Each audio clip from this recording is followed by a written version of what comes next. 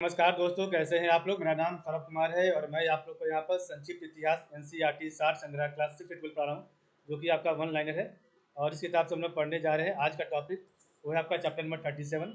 तो chapter number 37 में आज हम पढ़ेंगे आपका नेक्स्ट पार्ट, अगला पार्ट पढ़ेंगे। तो ब्रिटिश आपका जो है चैप्टर नंबर 38। तो चैप्टर नंबर 38 में हम पढ़ेंगे ब्रिटिश शासन का प्रशासनिक ढांचा। तो आज हम चैप्टर नंबर 38 अध्याय 38 ब्रिटिश शासन का प्रशासनिक ढांचा, नीतियाँ और उनका प्रभाव पढ़ेंगे। ठीक है, तो नीतियाँ और उनका प्रभाव कैसा था उनके बारे में पढ़ेंगे। इसका आखिरी जो है और भी जो पार्ट है, 3-4 पार्ट हमने पढ़ लिया, आज इसका 5वां या 6ठा पार्ट पढ़ेंगे। ठीक है,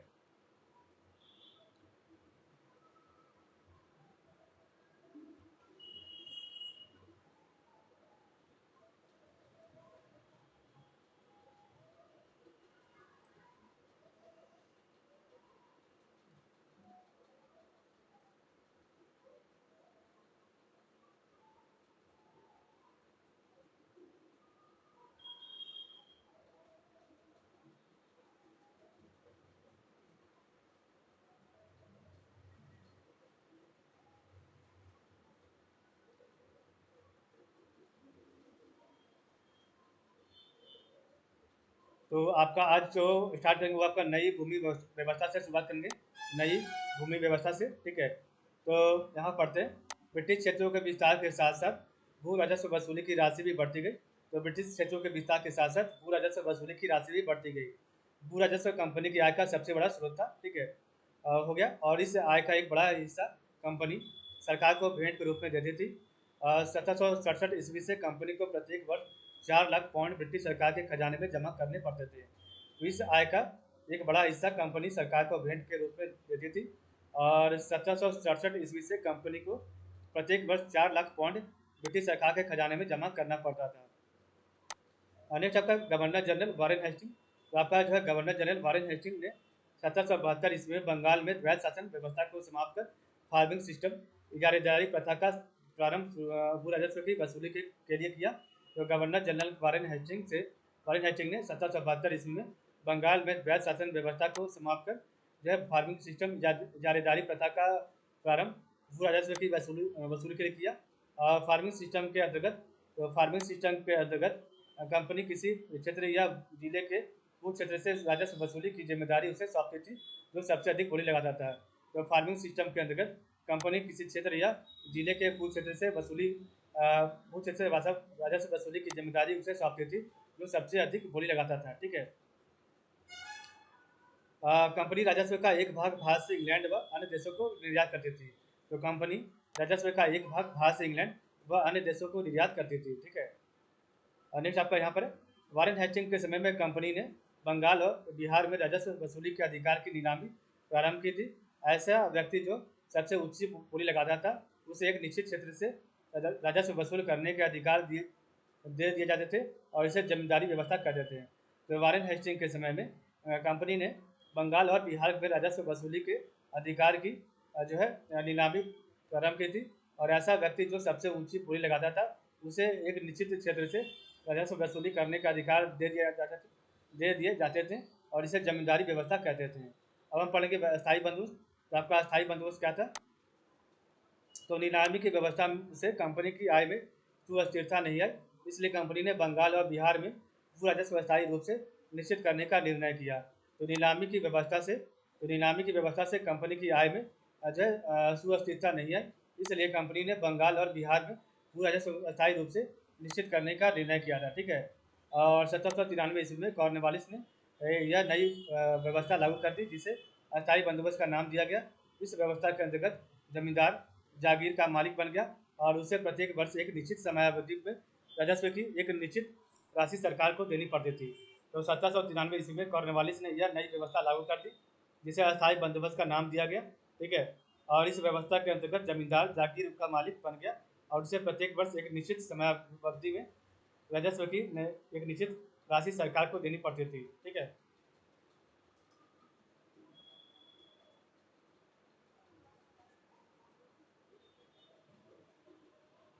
यह बंदोबस्त ब्रिटिश भारत के 19% क्षेत्र पर लागू था। इस बंदोबस्त के अंतर्गत बंगाल, बिहार, उड़ीसा, संयुक्त प्रांत तथा उत्तरी कर्नाटक शामिल थे। तो यह बंदोबस्त ब्रिटिश भारत के 19% क्षेत्र पर लागू था और इस बंदोबस्त के अंतर्गत बंगाल, बिहार, उड़ीसा, संयुक्त प्रांत तथा उत्तरी कर्नाटक शामिल थे। जमींदार भूमि के मालिक नहीं होते थे, न ही वे उसे बेच सकते थे। वे किसानों को जमीन से बेदखल नहीं कर सकते थे। जमींदारों से उनकी भूमि छीनी जा सकती थी। तो जमींदार भूमि के मालिक नहीं होते थे, न ही वे उसे बेच सकते थे। वे किसानों को जमीन से बेदखल नहीं कर सकते थे और जमींदारों से उनकी भूमि छीनी जा सकती थी। ठीक है।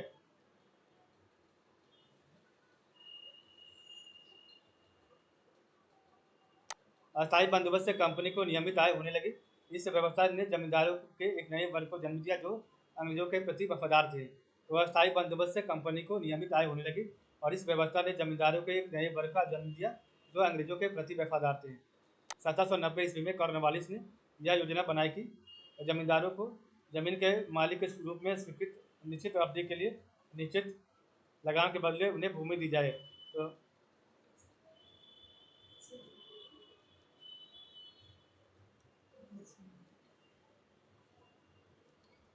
तो 1790 ईस्वी में कॉर्नवालिस ने यह योजना बनाई कि जमींदारों को जमीन के मालिक के रूप में स्वीकृत कर निश्चित अवधि के लिए निश्चित लगान के बदले उन्हें भूमि दी जाए। उस इस उद्देश्य से उसने बंगाल के जमींदारों के साथ 10 वर्षीय अनुबंध के बाद 1793 ईस्वी में बंगाल और बिहार में इस व्यवस्था को चिरस्थायी व्यवस्था अस्थायी व्यवस्था का स्वरूप प्रदान किया और इस नई व्यवस्था ने जमींदारों को भूमि का मालिक बना दिया। इस व्यवस्था से उसने बंगाल के जमींदारों के साथ 10 वर्षीय अनुबंध के बाद 1793 में बंगाल और बिहार के इस व्यवस्था में चिरस्थायी व्यवस्था अस्थायी व्यवस्था का स्वरूप प्रदान किया और इस नई व्यवस्था ने जमींदारों को भूमि का मालिक बना दिया। ठीक है।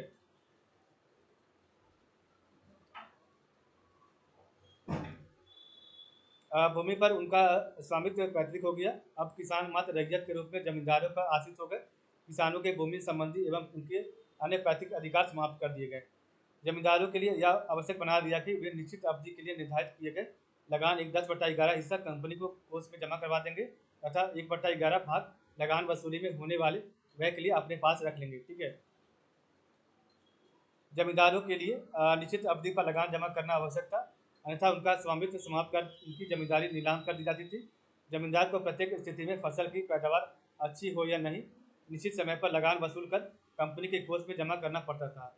तो जमींदारों के लिए निश्चित अवधि पर लगान जमा करना आवश्यक था और अन्यथा उनका स्वामित्व समाप्त कर उनकी जमींदारी नीलाम कर दी जाती थी और जमींदार को प्रत्येक स्थिति में फसल की पैदावार अच्छी हो या नहीं निश्चित समय पर लगान वसूल कर कंपनी के कोष में जमा करना पड़ता था। 1799 ईस्वी में उन्हें अधिकार दिया गया कि वे लगान नहीं देने वाले किसानों को भूमि से बेदखल कर सकते हैं तथा उनकी संपत्ति जब्त कर सकते हैं। तो 1799 ईस्वी में उन्हें अधिकार दिया गया कि वे लगान नहीं देने वाले किसानों को भूमि से बेदखल कर सकते हैं तथा उसकी संपत्ति जब्त कर सकते हैं। फसल का उत्पादन नहीं होने पर किसान लगान नहीं दे पाते थे। ऐसी स्थिति में उस समय अत्यधिक संख्या में किसानों को बेदखल कर दिया जाता था और इस प्रकार भूमिहीन खेतिहर मजदूरों की संख्या बढ़ती गई और इस कारण से गांव में आज भी उनकी आबादी अधिक है। ठीक है। तो फसल का उत्पादन नहीं होने पर किसान लगान नहीं दे पाते थे। ऐसी स्थिति में उस समय अत्यधिक संख्या में किसानों को बेदखल कर दिया जाता था। इस प्रकार भूमिहीन खेतिहर मजदूरों की संख्या बढ़ती गई। इस कारण से गांव में आज भी उनकी आबादी अत्यधिक है। कुछ समय बाद अस्थायी बंदोबस्त से सरकार की अपेक्षा जमींदारों को अधिक लाभ होने लगा। तो कुछ समय बाद अस्थायी बंदोबस्त से सरकार की अपेक्षा जमींदारों को अधिक लाभ होने लगा था। नेक्स्ट आपका रैयतवाड़ी। तो आपका रैयतवाड़ी व्यवस्था क्या था? तो कैप्टन रीड और थॉमस मुनरो ने वास्तविक किसानों से बंदोबस्त करने का सुझाव दिया। तो कैप्टन रीड और थॉमस मुनरो ने वास्तविक किसानों से बंदोबस्त करने का सुझाव दिया जिसे रैयतवाड़ी कहा जाता है। इस व्यवस्था में सरकार ने जमीन अर्थात रैयत किसानों को दे दी और यह व्यवस्था बम्बई, मद्रास और असम में लागू थी। तो कैप्टन रीड और थॉमस मुनरो ने वास्तविक किसानों से बंदोबस्त करने का सुझाव दिया जिसे रैयतवाड़ी कहा जाता था और इस व्यवस्था में सरकार ने जमीन अर्थात रैयत किसानों को दे दी और यह व्यवस्था बम्बई, मद्रास और असम में लागू थी। ठीक है। इस व्यवस्था के अंतर्गत ब्रिटिश भारत का 51% क्षेत्र शामिल था। तो इस व्यवस्था के अंतर्गत ब्रिटिश भारत का 51% क्षेत्र शामिल था। 1792 ईस्वी में कैप्टन रीड के प्रयासों से रैयतवाड़ी व्यवस्था को सर्वप्रथम तमिलनाडु के बारामल जिले में लागू किया गया था।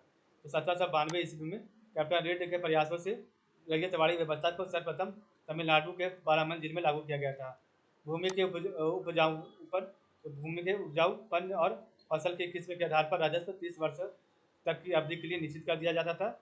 इसके लिए इसके अंतर्गत लगान 1/3 थी।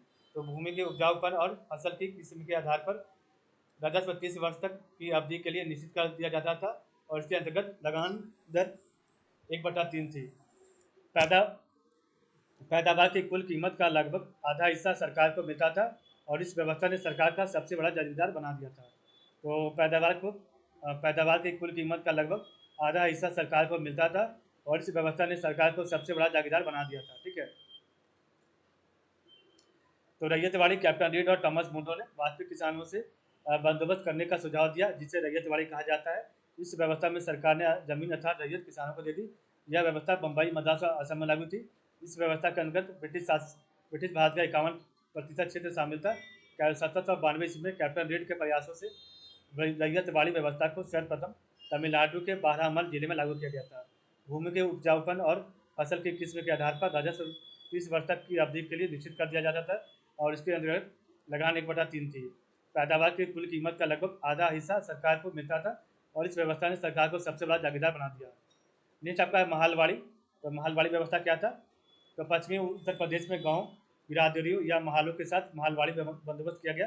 तो पश्चिमी उत्तर प्रदेश में गांव बिरादरियों या महालों के साथ महालवाड़ी बंदोबस्त किया गया।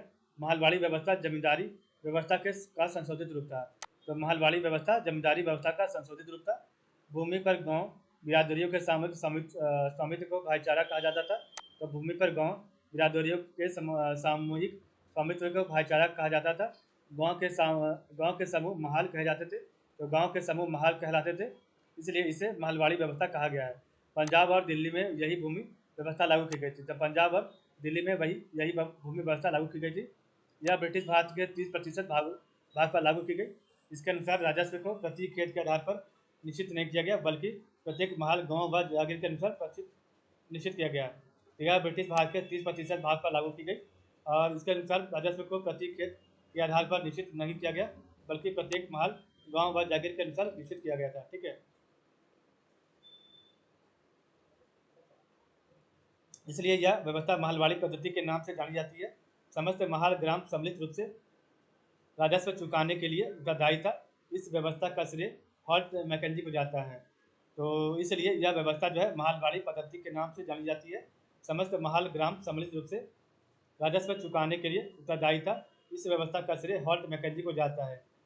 गाँवों के प्रधान ब्रिटिश जिलाधिकारी के अंतर्गत हो गए। तो गाँवों के प्रधान जो है ब्रिटिश जिलाधिकारी के अंतर्गत हो गए। निश्चित समय में सरकार को राजस्व अदा करने के कानून के कारण अनेक छोटे भूस्वामी अपनी संपत्ति को गिरवी रखने या उससे बेदखल होने पर विवश हुए और इसमें लगान की दर परिवर्तनशील रही। तो गाँवों के प्रधान ब्रिटिश जिलाधिकारी के अंतर्गत हो गए और निश्चित समय में सरकार की राजस्व अदा करने के कानून के कारण अनेक छोटे भूस्वामी अपनी संपत्ति को गिरवी रखने या उससे बेदखल होने पर विवश हुए और इसमें लगान की दर परिवर्तनशील रही। इन नई भूमि व्यवस्थाओं ने भारतीय कृषि उत्पादन को बाजार के साथ जोड़कर इसे अप्रत्यक्ष रूप से प्रोत्साहन दिया। तो इन नई भूमि व्यवस्थाओं ने भारतीय कृषि उत्पादन को बाजार के साथ जोड़कर इसे अप्रत्यक्ष रूप से प्रोत्साहन दिया और परिणाम स्वरूप खाद्यान्न व नकदी फसलें और बागान की वस्तुएं आदि देशी एवं विदेशी बाजारों के लिए बिक्री की महत्वपूर्ण वस्तुएं बन गई। ठीक है। ब्रिटिश व्यापारी अफीम को बड़े पैमाने पर चोरी छिपे चीन ले जाने लगे। तो ब्रिटिश व्यापारी अफीम को बड़े पैमाने पर चोरी छिपे चीन ले जाने लगे और भारत में अफीम के पैदावार बढ़ाने के लिए किसानों को प्रोत्साहित किया गया। तो भारत में अफीम की पैदावार बढ़ाने के लिए किसानों को प्रोत्साहित किया गया। दक्कन की काली मिट्टी में कपास की खेती को बहुत ज़्यादा बढ़ावा मिला। दक्कन की काली मिट्टी में कपास की खेती को बहुत ज़्यादा बढ़ावा मिला। अंग्रेजों को जूट, चाय और कहवा के निर्यात से अधिकाधिक मुनाफा मिलने लगा। यह व्यवस्था सामाजिक व आर्थिक रूप से असफल सिद्ध हुई थी। ठीक है।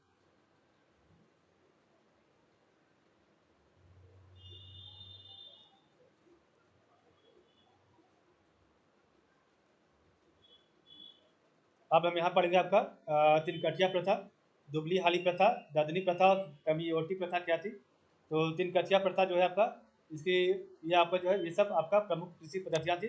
तो तिनकटिया प्रथा में इसकी विशेषता क्या थी?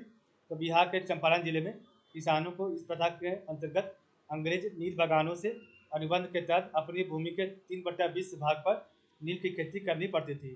तो बिहार के चंपारण जिले में किसानों को इस प्रथा के अंतर्गत अंग्रेजी नील बगानों से अनुबंध के तहत अपनी भूमि के 3/20 भाग पर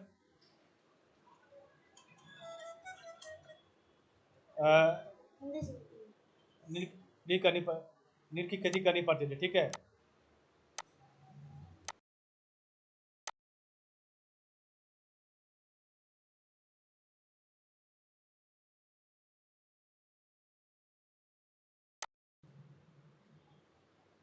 तिनकठिया प्रथा बिहार के चंपारण जिले में